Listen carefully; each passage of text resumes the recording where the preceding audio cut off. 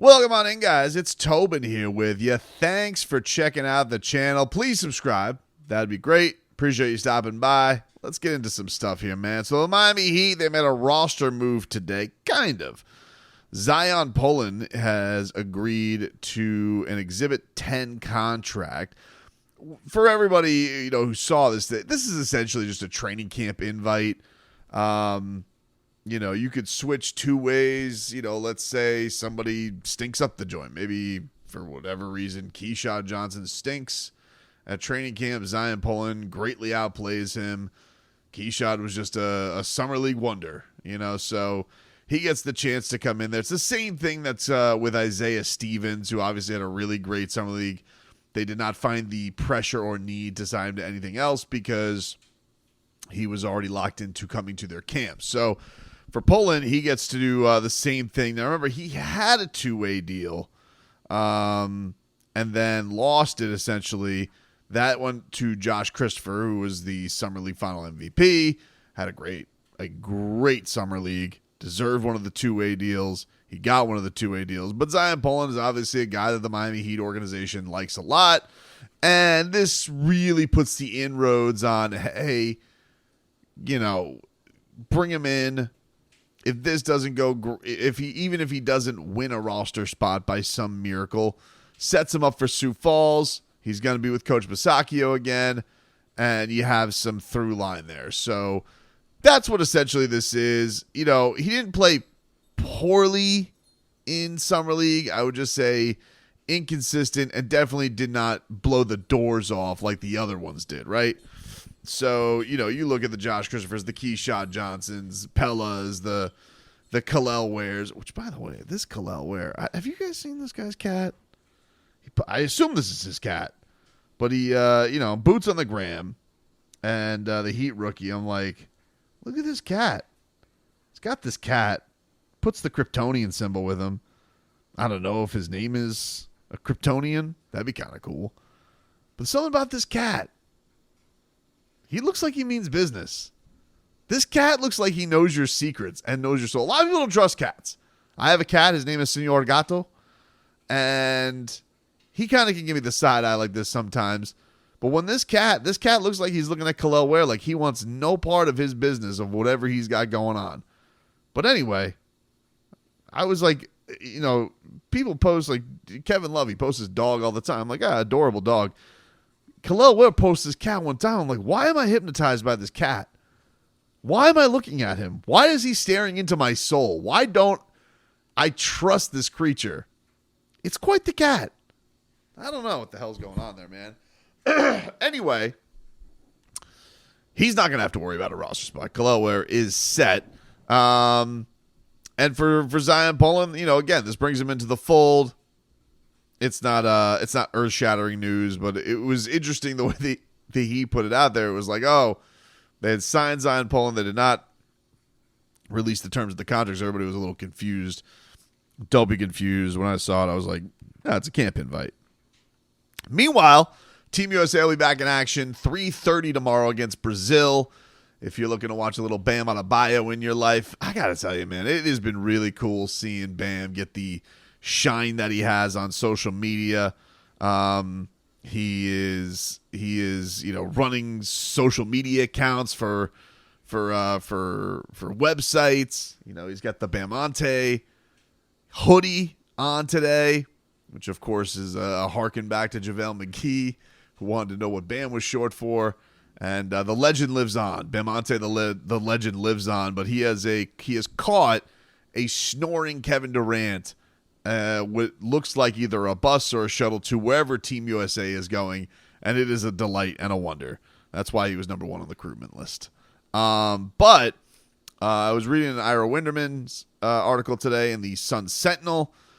He had some quotes from Dwyane Wade. Dwyane Wade did a media call and was asked about Bam Adebayo and Erik Spoelstra.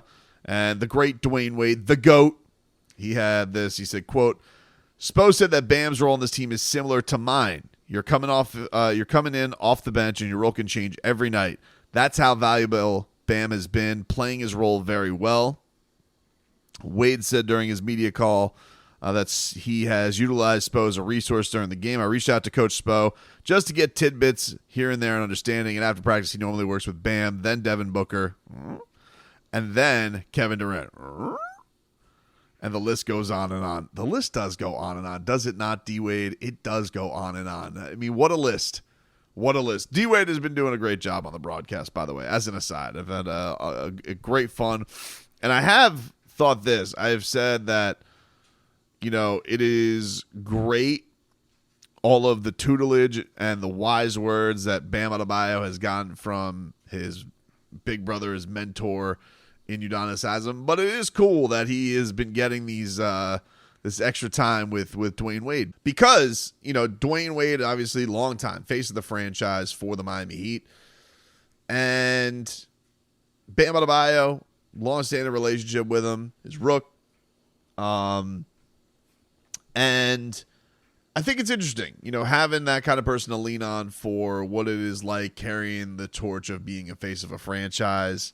Obviously, Dwyane was a huge influence on Jimmy Butler coming down here, but, we don't know what the future of Jimmy Butler holds for the Miami Heat, especially past this year. Hope it's forever. Hope it's till he retires, but you don't know. And I think it's great that Bam can lean on Dwyane for, life stuff, obviously. I'm sure is more of the personal stuff they're going on. From a basketball perspective, I think it's a great resource for Adebayo to lean on as well.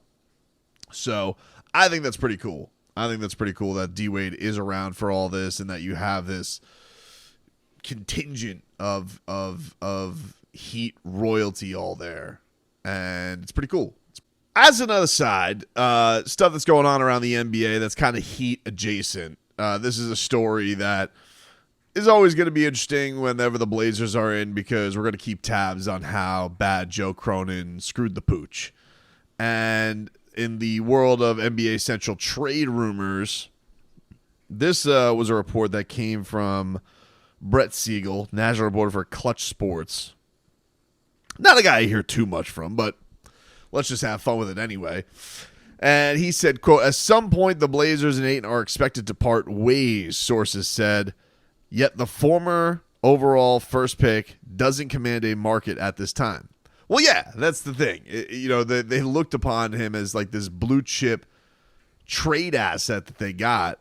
Meanwhile, you think it's kind of crazy that a guy who was on a finals team and got that big money and Phoenix was like looking to do whatever they could to get rid of him wasn't a huge red flag off the top. And yeah, big men are weird. Big men are weird. This is kind of one of the things with Ware that we're going to hopefully the Heat culture and atmosphere doesn't make it a thing, but sometimes getting the best and the most out of 7-footers all the time can be a little bit tricky. Andrew Bynum, that was a big thing for many years. Hassan Whiteside, right?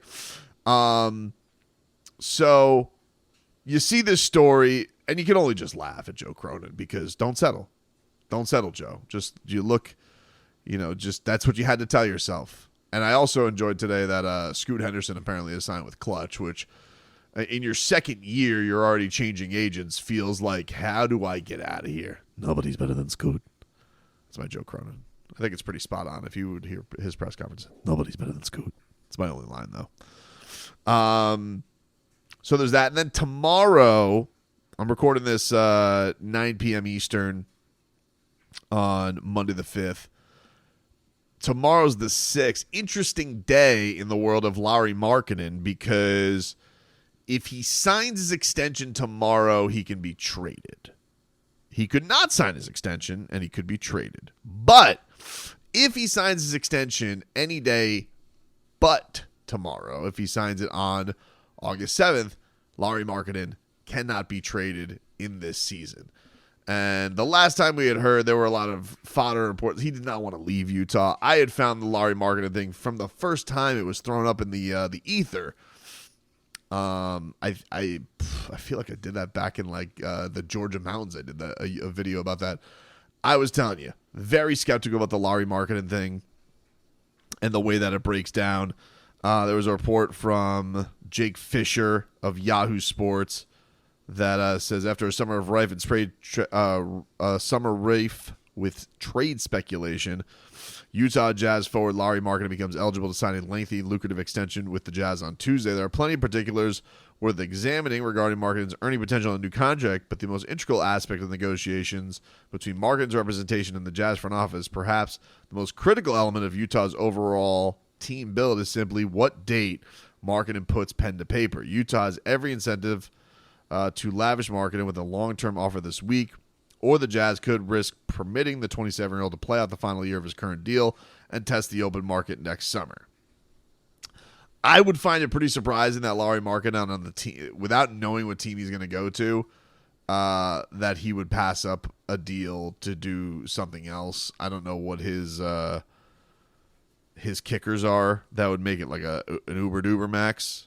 I don't think that he would hit them, but yeah, it has been said that he likes it there, and I do wonder, for a guy that has already been in multiple locations and then you go to a place and you're kind of a star, are you going to be keen on leaving that? I don't know. It's always interesting. You think that somebody is, and then you pull a Bradley Beal. You never quite know what everybody is thinking in that regard. But just keep an eye on that. If he does sign, he's still on the table. If he doesn't sign it, and it just continues to go on that he doesn't sign it, obviously that becomes very interesting, because he becomes a trade chip that you don't feel like can command as much if you're Danny Ainge. Now, Danny Ainge can still be stubborn about it, but if he doesn't sign the extension, he kind of dictates a little bit more on where he would want to go and where he would sign that extension. If he does sign the extension, well, then he's locked in. You know, he doesn't really have a whole lot of say on the places that he would be able to go. Right? Like, they would just be able to say, what awesome team wants him. There's been a lot of fodder between Golden State.